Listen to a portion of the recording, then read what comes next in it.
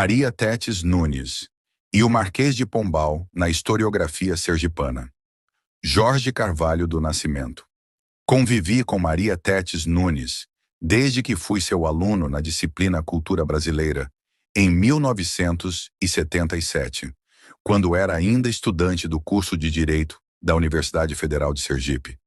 Em 1984, eu era aluno do mestrado em Educação na PUC de São Paulo, mas estava em Aracaju quando ela fez a sessão de autógrafos para o lançamento da História da Educação em Sergipe, a qual compareci. Sem nenhuma dúvida, Tétis, com o seu livro, estabeleceu um roteiro de estudos para a história da educação em Sergipe. Em novembro de 2024, o compêndio de Maria Tétis Nunes completou 40 anos desde que foi publicada a sua primeira edição. Nessas 4 últimas décadas, boa parte dos estudos sobre história da educação realizados em Sergipe foram inspirados pelo trabalho da professora Tétis. Depois daquele trabalho, no meu entender, as contribuições mais marcantes aos estudos sobre história da educação em Sergipe vieram com as 3 gerações de pesquisadores que, desde as 2 últimas décadas do século XX e as 2 primeiras do século XXI, se dedicaram a tal trabalho nos cursos de mestrado e doutorado em educação da Universidade Federal de Sergipe e da Universidade Tiradentes. Há muitos temas levantados por ela que foram verticalizados e outros tantos que ainda merecem a atenção dos estudiosos. Mas, fundamentalmente, acredito, ainda vai demorar até que um outro compêndio consiga dar nova direção aos estudos propostos pelo trabalho de Maria Tétis Nunes. É importante alargar e dar novas interpretações aos estudos realizados por Maria Tétis Nunes, mantendo as tradições interpretativas legadas ao Brasil pelo clássico estudo do professor Fernando de Azevedo, A Cultura Brasileira. A historiadora Maria Tétis Nunes foi quem mais se dedicou em Sergipe a estudar o período do reinado de Dom José I, durante o qual Sebastião José de Carvalho e Melo, o Marquês de Pombal, dirigiu Portugal e as suas colônias entre 1750 e 1777. Herdeira e entusiasta da interpretação de Fernando de Azevedo, Tétis nunca escondeu a sua manifesta crítica à reforma pombalina.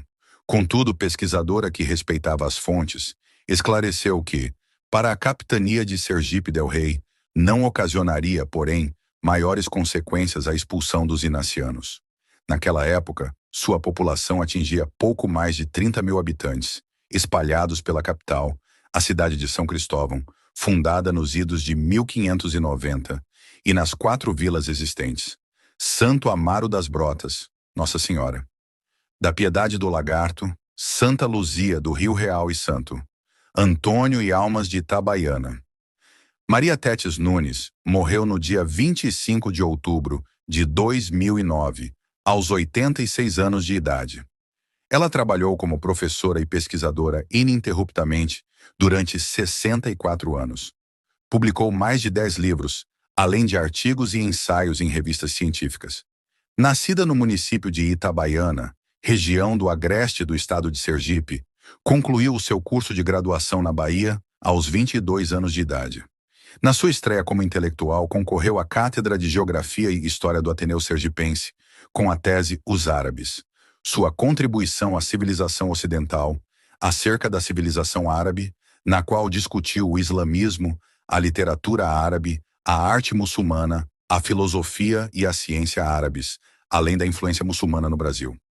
A partir de então, trabalhou dando aulas e dirigindo o Ateneu Sergipense até mudar para o Rio de Janeiro, como estagiária do Instituto Superior de Estudos Brasileiros, ISEB. Depois do Rio de Janeiro, trabalhou na Argentina como adida cultural do Brasil, na cidade de Rosário.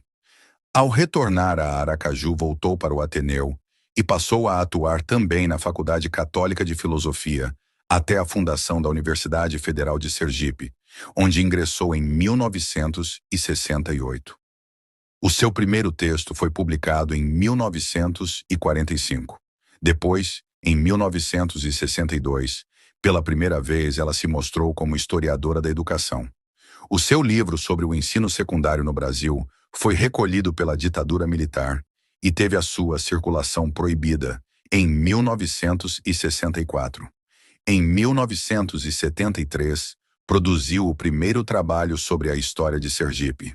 Em 1981, ela inventariou os documentos relativos ao Brasil existentes no Arquivo Histórico Ultramarino, em Portugal, e em 1984, como já afirmei, publicou a sua História da Educação em Sergipe. No mesmo ano, colocou em circulação o primeiro volume da História Colonial. Maria Tétis Nunes foi fundamentalmente uma intérprete da história de Sergipe, debruçada sobre a análise da economia, da vida social, das atividades lúdicas, das atividades intelectuais, dos estudos biográficos. Ao tomar posse na Academia Sergipana de Letras, em abril de 1983, ela manifestou toda a sua consciência diante da história, explicitando a sua posição ideológica. Creio na marcha da história, no devenir, no advento de um mundo mais justo e mais humano. Apesar de ter vivido parte da minha vida sob 2 regimes ditatoriais, cultuo a liberdade. Também estou com os que lutam defendendo a cultura ancestral, dilacerada em nome da civilização cristã ocidental, como fazem os povos da África Negra ou da Ásia tropical. Assim, tenho caminhado impulsionada pela luta e pela esperança. Sua historiografia está assentada, portanto, sobre a contribuição teórica do marxismo, valorizando principalmente o diálogo com Plekhanov, a partir de quem entende estar a organização social em equilíbrio instável, onde as forças produtivas sociais estão em crescimento. Para ela, Labriola assinala com razão que exatamente esta instabilidade, bem como os movimentos sociais e as lutas de classes sociais por ela, a história engendradas, preservam os homens da paralisação intelectual. Esse modo de ler a história foi aperfeiçoado por Maria Tétis durante o período em que atuou como bolsista estagiária do Instituto Superior de Estudos Brasileiros, ISEB. O Instituto agrupava as mais diversas tendências ideológicas, buscando interpretar a realidade nacional, de modo a arrancar o Brasil do subdesenvolvimento para levá-lo ao que os seus teóricos consideravam o desenvolvimento.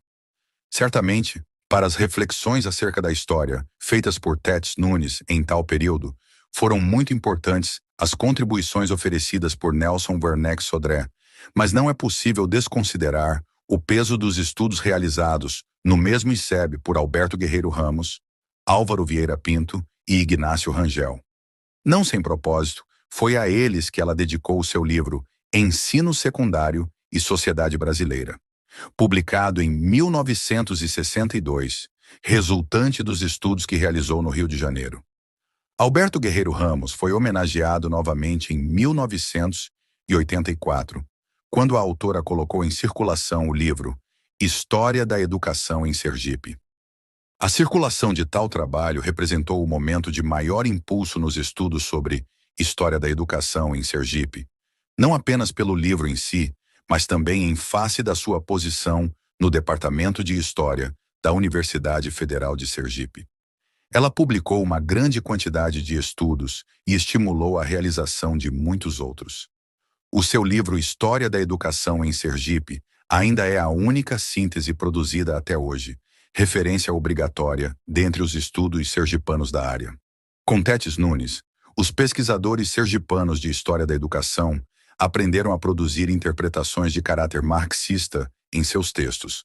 Esclareceu Tétis ter localizado em Lisboa um documento com data de 1684, no qual os moradores da capitania pediam ao rei recursos para o funcionamento de um colégio da Companhia de Jesus.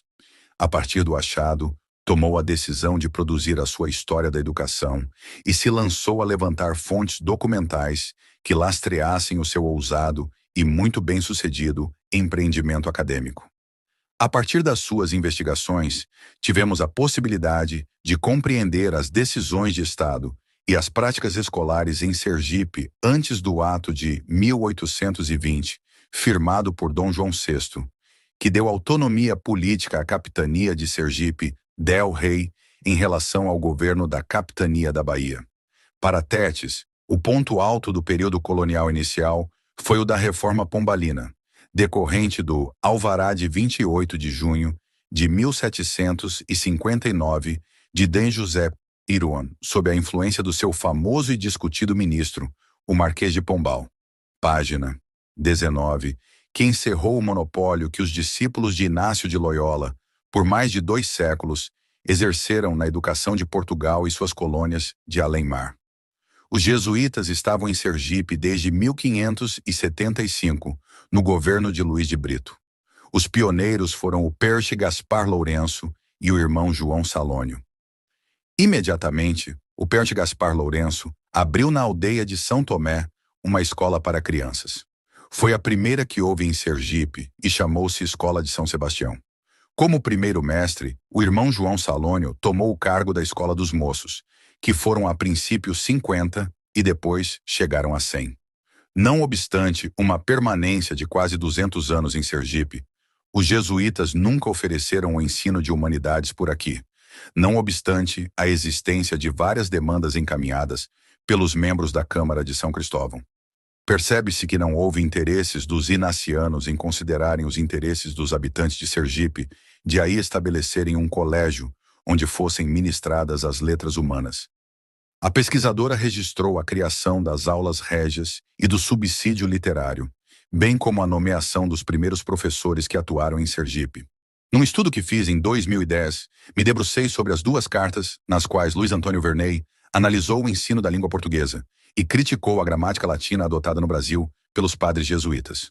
O artigo 2 cartas de Luiz Antônio Verney, O Verdadeiro Método de Estudar e a Reforma Pombalina, foi publicado em uma coletânea de textos organizada pelo pesquisador Luiz Eduardo Menezes Oliveira, sob o título A Legislação Pombalina sobre o Ensino de Línguas. Verney foi figura central do movimento de ilustração comandado pelo Marquês de Pombal, no século XVIII, que buscou mudar a mentalidade e induzir novas práticas educacionais em Portugal e suas colônias. O impacto do movimento de ilustração pombalina em Sergipe e no Brasil pode ser sentido pela vitalidade que ganhou a circulação de livros e ideias. Na Universidade Federal de Sergipe, tive a oportunidade de orientar as teses de doutoramento de Vera Maria dos Santos e de Eugênia Maria Andrade. Estudando processos de inventário existentes no Arquivo do Poder Judiciário, elas levantaram as listas de livros legados pelas famílias mais abastadas e por comerciantes durante a segunda metade do século XVIII na capitania de Sergipe e identificaram muitos filósofos iluministas, cuja obra estava em circulação por aqui. A reforma de Pombal buscou substituir a formação jesuítica por um iluminismo de base católico-regalista, com uma afirmação nacionalista de soerguimento do Estado. Foram muitas as expressões das leituras que a reforma pombalina possibilitou. Algumas delas fundamentais para a mudança da mentalidade dos intelectuais brasileiros e a introdução de ideias e problemas antes inacessíveis. Foi sob tal contexto que se colocou o trabalho de Luiz Antônio Verney, ancorado na filosofia racionalista e lógica de Locke, até então desconhecido no Brasil. O pesquisador Jorge de Souza Araújo, autor de O Perfil do Leitor Colonial, apontou o fato de que Verney, no seu Verdadeiro Método de Estudar, difundiu a prática pedagógica de John Locke entre nós, acrescentando que este não citou o filósofo inglês explicitamente, por certo em face do preconceito dos portugueses contra Locke. Foi neste mesmo período que os brasileiros passaram a ter mais contato com as ideias de Descartes, Aristóteles, Platão, Santo Agostinho, Galileu, Pedro Gassendo, Isaac Newton, Port Royal, Malebranche, Arnaud, Pascal, Antônio Genovese, Camões, Duarte Ribeiro de Macedo, Diogo Bernardes, Voltaire, Jeremy Bentham, Cícero, Rousseau e Montesquieu. Ainda há muito a ser estudado sobre o impacto da reforma pombalina como herança cultural. É necessário retomar, como exemplo, a contribuição oferecida por Luiz Antônio Verney para as reformas empreendidas pelo Marquês de Pombal.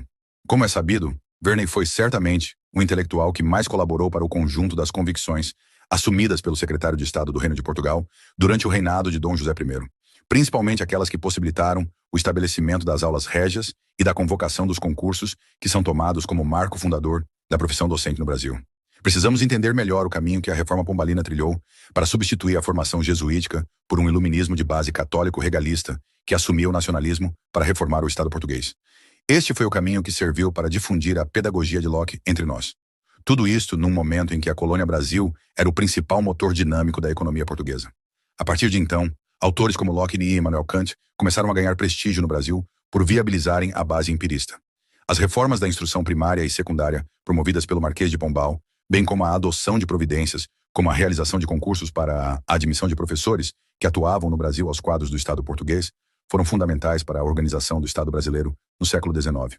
Todavia, o viés interpretativo da história da educação brasileira, adotado a partir da Primeira República, Não abriu qualquer possibilidade de compreensão da importância da profunda política modernizadora em face do Brasil, desencadeada pelo Marquês de Pombal, à frente do Conselho Ultramarino.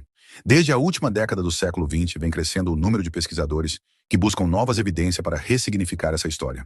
Pesquisadores como José Carlos de Araújo Silva, Luiz Eduardo Menezes de Oliveira, Teresa Fachada, Levi Cardoso, Ana Valesca Polo Mendonça, Vera Maria dos Santos, Eugênia Andrade Vieira da Silva e Jorge de Souza Araújo, dentre outros, publicaram trabalhos que colaboram estabelecendo novos entendimentos a respeito de tais questões. Há muito por fazer.